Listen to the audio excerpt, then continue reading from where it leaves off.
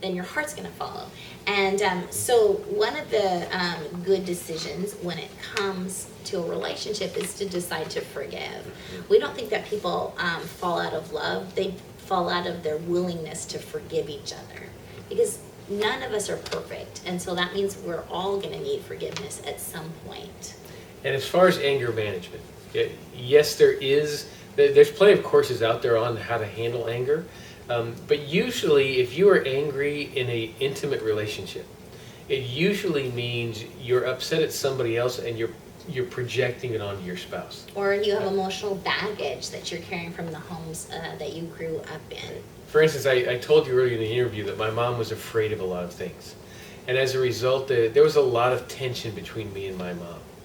And if I don't forgive my mom for the things that she did when I was growing up, I could easily project my frustration with my mom onto Pam. And that would be unfair. It'd be like I would be paying his mom's bill in life when I hadn't done anything. Right. And so yes, it needs to be dealt with, and it needs to be focused on, because anger never solves anything. That as people, we get afraid, and we get angry because we're afraid. And if we learn to deal with the fear, the anger tends to not be needed in our life. And one of the things I found with Pam that helps, because Pam's a very opinionated lady, she's a very strong personality, so it would be easy to get frustrated with her when she's commenting on things that are important to me. And what I have found that helps that not happen is when I spend time with Pam that's personal. That's right. So our entire married life we've been dating. And the reason for that is I want to keep Pam in my heart as my girlfriend. I don't just want her to become my work partner in life. Because if it comes down to work partners, I'm going to start to realize we do things very differently. And of course, I'm going to think I'm right in the way I do things. And that's going to make me frustrated, it's going to make me angry. But if I'm spending time with Pam on a personal level, it tends to keep things in perspective for me. And I keep her in that special place rather than putting her in a place where I have a lot of demands on her. And in the same way, if we invest in what goes on behind bedroom doors and keep the spark and the sizzle in your sex life, a lot of the business side of marriage, it doesn't seem so like, I have to take care of it now. We tell newlyweds all the time, if you're having what we call red hot monogamy, if the bills are tight, after red hot monogamy, you just don't care as much. Yeah, you have to address it, but the anger goes away. And so investing in your intimate life is a good decision too. Amazing. And could you tell us also what are the trends ahead for marriages today? Is there such a thing as a new marriage? Because you've got new couples now, and they believe in new age or new media, they call it. And what sort of advice could you give? Well, first of all, the needs of people have not changed. Right. For thousands of years, the needs that men and women have are the same as they used to be. We have a need to be successful in some way. We have a need to be valued by another person and connected to another person. We have the same need to have somebody believe in us. We have the need to have somebody in our life that has a soft approach to us. Because we live in a competitive world and we have to get out and compete for a career. We need somebody who just has a soft view towards us, who says, around me, you're okay. We always need somebody who's a champion. You can do this, I'm with you. But what has changed is the way we express those needs. So the world is smaller than it's ever been.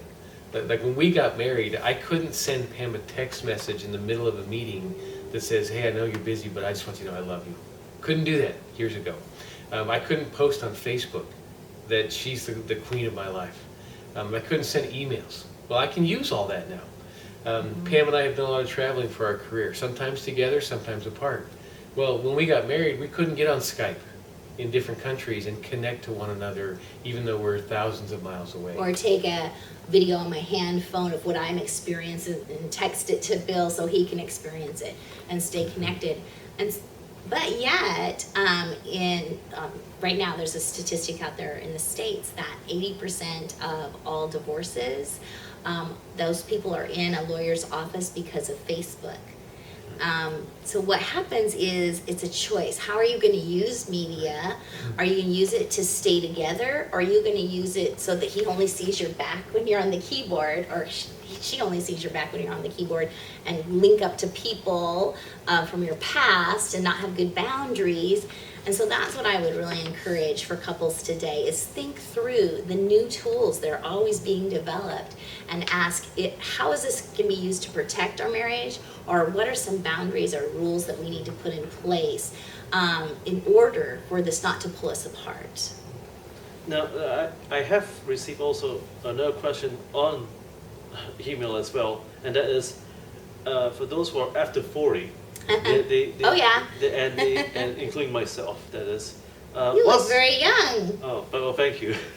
And what's next for men and women? You know, I mean, for those who are married, and married for many years, and those who are newly married, you know, what kind of benefits does it come with? The good part about being over 40 is you're comfortable in your skin. You like know who you are, and you know what you want out of life, and the little things don't bother you so much. And so there's this comfort level that is very nice, that you can come into a relationship where I know you, you know me, we can sit in total silence, drinking our coffee, and be happy. We don't have to keep performing for each other. So that's the upside. And some interesting studies are showing that our most influential decade of our life is our 50s. And our second most influential decade is our 60s. Really? And it happens for a couple of reasons. The first reason why it happens is we have less energy after 40, so we start thinking different. We start saying, what do I really want to do with my life? What am I really good at? We work smarter rather than harder. Because I know in my 30s, I would just do it all. If it needed to be done, I would just do it. Because I could. I could stay up all night if I wanted to. I could push harder if I wanted to. Well, now that I'm in my 50s, I'm starting to realize, you know what, I can't do it all. So I'm going to do what I'm best at. That's right. Heart attack is not a really good thing to have happen. And the other thing that happens is actually a really good restlessness. Like, I don't want to do it all anymore. I want to zero in on the things that I'm best at. And so our mindset goes from productivity to influence. And as individuals and as a couple, if we start asking the question, hey, now that we've got some wisdom, now that we have some experience in life, who do we really want to influence, and what mark do we want to leave on the world? It actually creates a whole new adventure. We're not just struggling to pay bills. We're not just trying to figure out who we are. It's now, we've kind of figured out who we are. So now, what can we do together to make this world a better place? And the fun side for a couple is studies are out. When we were writing our book Red Hot Monogamy, which is all about intimacy and sexuality, studies that are out there that the people that are having the most sex and enjoying it the most are long-term married couples. You just don't hear that, but that's the group that is most comfortable with each other, and so of course they're going to be enjoying that part of their life as well. And there's maybe some adjustments and might have to talk to a doctor and things like that, but the comfort level that you have when you have a few years under your belt in your relationship is a good thing.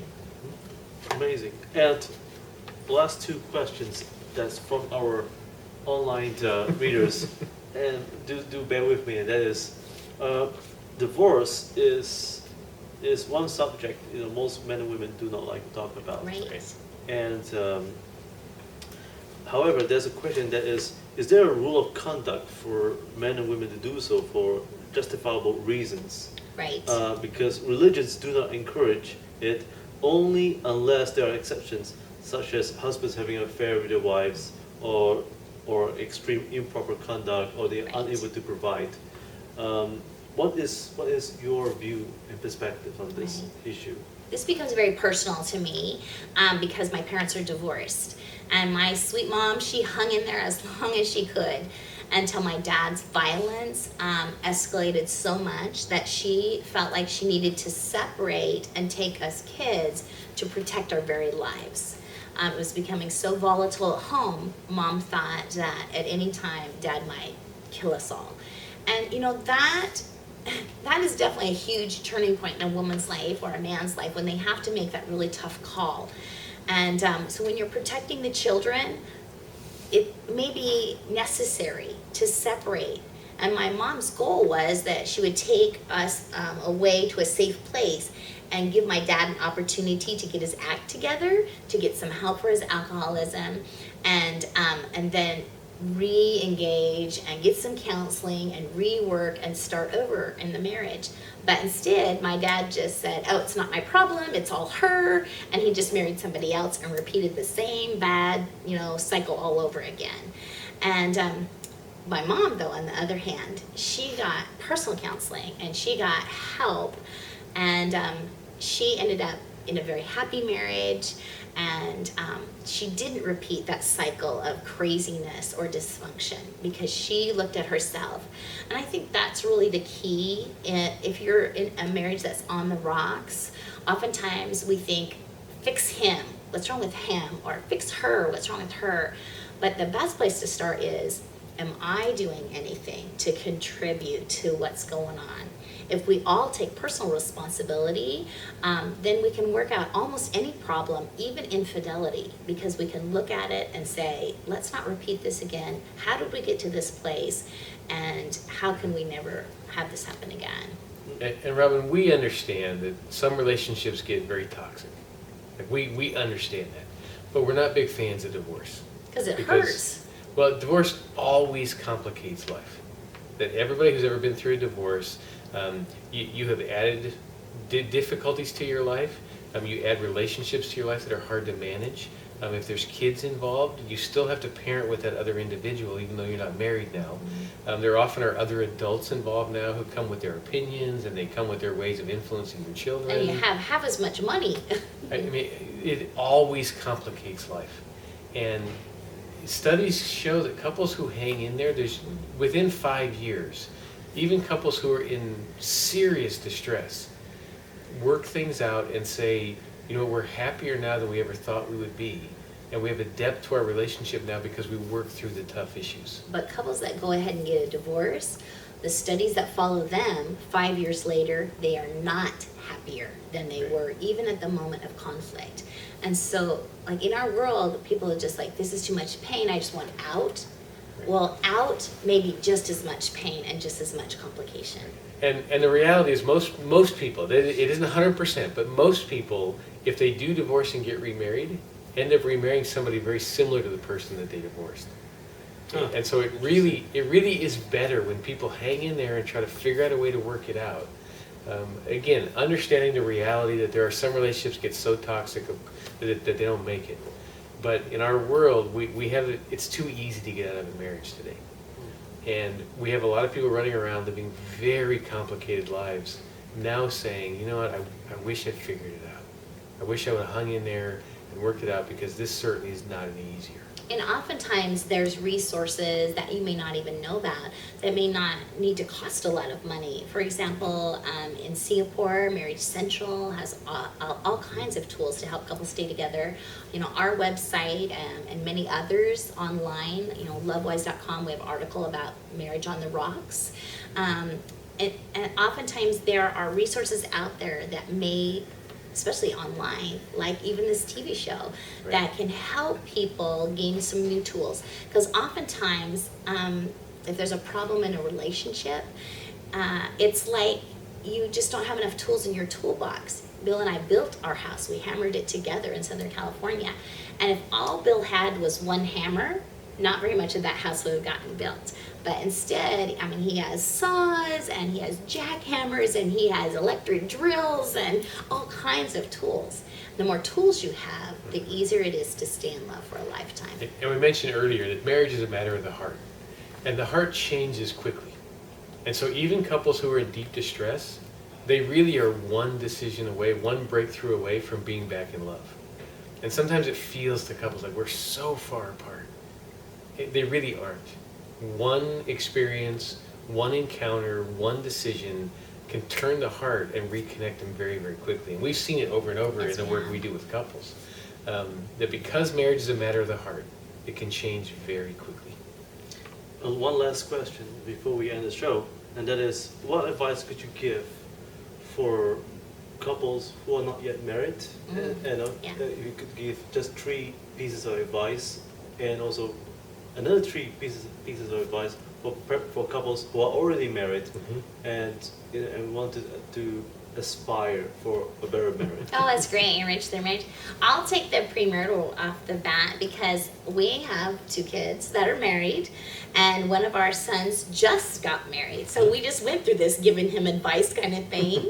And one of the things that we tell our kids when they get married is put faith in the middle of your relationship, because then it's like a cement that will glue you together. And with that, praying for each other is a very powerful thing, because you can't be fake when you pray with each other. It's like a window into the soul, window into the heart.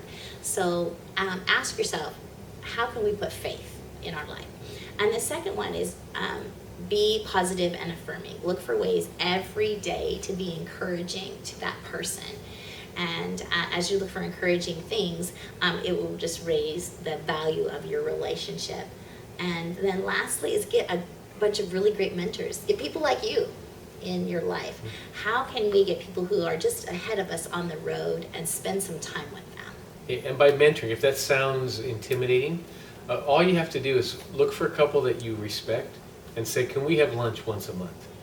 And just ask them questions about their relationship. So mentoring can be really, really simple. Or it can be through books and videos. That's why we produce those things. So for the couple that just got married, that's looking to enhance their relationship, first thing I would encourage them to do is buy a book together and read it intimately. And what I mean by that is take a few minutes every night and read to one another. And you don't have to discuss if you don't want, but you can if you want to. But just take turns. So one night you would read it, the next night your wife would read it. And just take 3 to 5 minutes and read it to one another and restart every day. So if you missed last night, no big deal, just start again today. And what that does, it creates this intimate conversation between the two of you about important things in your life. Right. That even though it's not formal, it creates reactions back and forth that builds intimacy. Second thing I would encourage couples to do is once a year, go to some type of a relationship training event. Mm-hmm. Go to a marriage conference, go to a retreat weekend, because marriage is a skill. And if you go get training every year, your skill level rises. And as you face the difficulties of life, your skills rise to meet them. And the third thing I would encourage you to do is laugh together every week. Mm-hmm. Because when you laugh together and build memories that create laughter, you actually produce oxytocin in your body, which is a chemical in humans that bonds you to one another. So having a joke book or reading funny cards or sliding those kind of cards or sending emails back and forth that have humor in them actually will draw you closer to your spouse. Mm-hmm. And what's next for you, for Bill and Pam Farrel? What's your next adventure? Well, our next book that we're working on right now is the premarital book that you talked about. Mm-hmm. So because we really think that's important to help people make wise choices early on in their relationships. And then we're starting to do curriculum for all of our books, because we believe that the types of things we write about are best learned in interactive groups. And so we're creating video-driven curriculum that in a small group setting or in a classroom setting, people can watch it together, and then there's interactive assignments. So that people can begin to process the information and learn the skills. And so we're starting to produce a bunch of video content to help people grow in their relationships. And clips of that are on our lovewise.com Mm-hmm. website, so people will be able to tune in, just like they can tune into your show. Oh, well, thank you for your kind encouragement to save Hyatt and being on my show. And folks, please do grab their book by Phil and Pam Farrel. Men are like waffles and women are like spaghetti. It's available on all bookstores and online, and also they have written more than 30 titles, so you can look up at your library. And also, don't forget, you could also get your books if you're in Singapore. Look up for Campus Crusade Media. They too, have their books as well.